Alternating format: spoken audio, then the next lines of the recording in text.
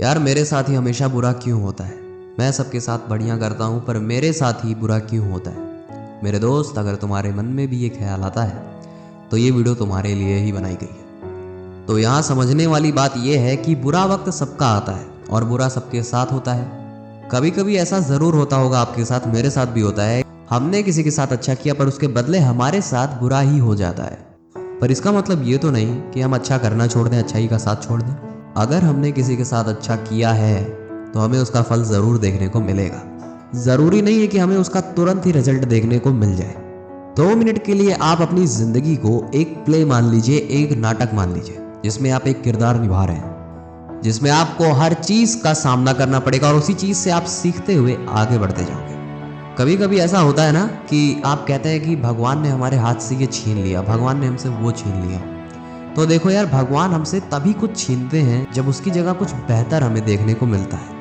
जब भी भगवान हमें कुछ बेहतर देते हैं तो कुछ ना कुछ हमसे छीन लेते हैं। इसीलिए बेफिक्र रहो दोस्त, भगवान सेल्फिश नहीं होते, वो जिम्मेदारी के साथ तुम्हें कोई चीज देते हैं। जिस तरह से हमें बुराई के बिना अच्छाई की कद्र नहीं होती, वैसे ही अगर हमारे साथ बुरा वक्त ना आए तो हमें अच्छे वक्त की कद्र नहीं होगी। जिंदगी में एक चीज तो माननी पड़ेगी, जिंदगी में हमारी जो कुछ भी होता है उसके पीछे कोई ना कोई कारण जरूर होता है। चलिए मैं आपको एक बहुत ही परफेक्ट एग्जांपल देता हूँ, रामायण। अगर आपने रामायण देखी नहीं है तो कभी ना कभी अपनी जिंदगी में सुना तो होगा ही, भले ही आप कोई भी कास्ट से बिलोंग करते हैं, कि राम जी को 14 साल के वनवास के लिए भेजा जा रहा था, जिसके लिए वो बिल्कुल भी तैयार नहीं थे। पर उसके बावजूद भी उन्होंने हिम्मत की और खुद को बनाया इस काबिल कि वो जा सके, फेस कर सके उस मंजर को। पर यहाँ पे आप एक चीज देख सकते हैं कि राम जी जो थे वो भगवान थे, फिर भी उन्हें मानव के रूप में कितने ज्यादा कष्ट झेलना पड़ा था, कितना ज्यादा स्ट्रगल करना पड़ा था। महाभारत में अर्जुन ने श्री कृष्ण से पूछा और उन्हें समझाते हैं कि स्टोरी के माध्यम से। वो कहते हैं कि एक नगर में 2 आदमी थे, जिसमें से पहला आदमी एक व्यापारी था, एक सेठ था, जिसने कभी भी किसी के साथ भी कोई गलत काम नहीं किया था और ना किसी का बुरा करता था। वो दिल का बहुत ही अच्छा था। और वहीं पे दूसरी ओर एक आदमी था जो हमेशा चोरी का काम करता था, हमेशा नेगेटिव काम करता था, जो गलत है उसी का वो साथ देता था। अच्छाई कभी नहीं किया था उसने, सबका वो बुरा ही करता था। और एक दिन की बात है कि वो चोर जो था मंदिर में चोरी करता है, जितने भी पैसे थे वो चुरा के पुजारियों के सामने से भाग गया। कोई भी उसको पकड़ नहीं पाया, वो अपने प्लान में सक्सेसफुल हो चुका था। और थोड़ी समय बाद वो व्यापारी भी वहीं पहुंचता है जो भला व्यक्ति था। लोग समझते हैं कि इसी ने उस पैसे को चुराया है।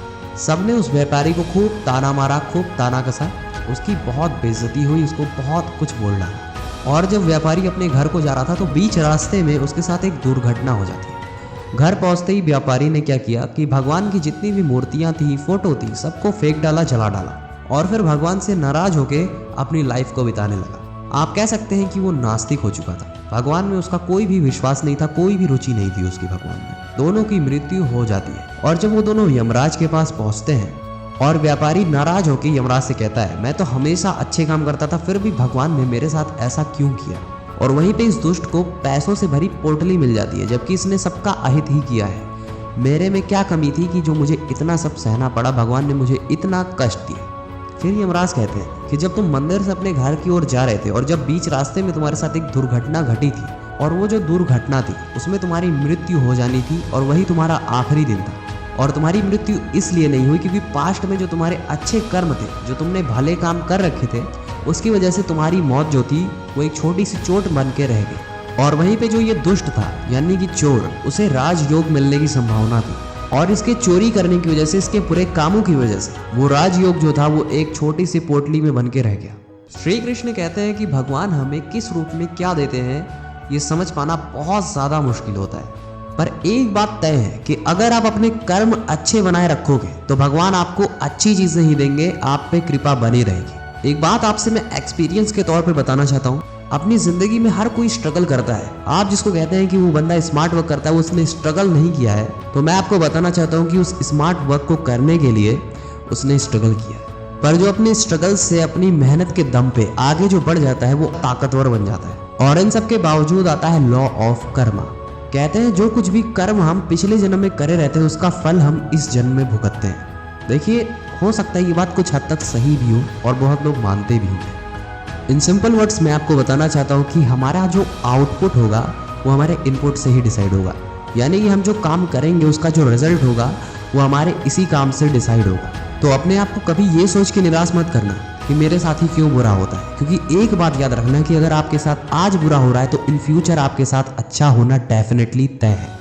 इसलिए जिंदगी में कभी घमंड मत करिएगा, क्योंकि आपका अच्छा समय आज है, पर जरूरी नहीं कि आप फ्यूचर में भी बहुत ही अच्छा सुख भोगोगे, क्योंकि जो समय का चक्र होता है वो कुछ भी हो जाए कभी रुकता नहीं है किसी के लिए भी। ये जिंदगी है, इसमें अच्छा भी होगा बुरा भी होगा, और इसी का नाम है जिंदगी। जब भी आपको लगे कि आपका बुरा वक्त चल रहा है, आपके साथ बुरा हो रहा है, तो आप ये सोचिए कि ये बुरा हो रहा है तो किस लिए हो रहा है और क्यों हो रहा है। क्या मेरे कर्म गंदे थे, या मैंने ऐसा क्या काम किया है जिससे ये मुझे भुगतना पड़ रहा है, रिजल्ट मेरा है। क्योंकि जो भी आप भुगत रहे हो, जो भी कंडीशन में आप हो, उसके जिम्मेदार सिर्फ और सिर्फ आप हो। आपका अच्छा समय चल रहा है तो हो सकता है आपने पिछले जन्म में या पिछले पास्ट में बहुत ही अच्छे काम किए हो, या ऐसा काम किया हो जिससे आपको सुख मिल रहा है। अगर आपके साथ कुछ बुरा हुआ है तो आपको ये सोचना चाहिए भगवान से कि इससे भी बुरा कुछ हो सकता था। देखो यार, दुनिया में हर चीज का जवाब होता है, बस आपको जरूरत है कि एक बार शांति से बैठ के सोचने की।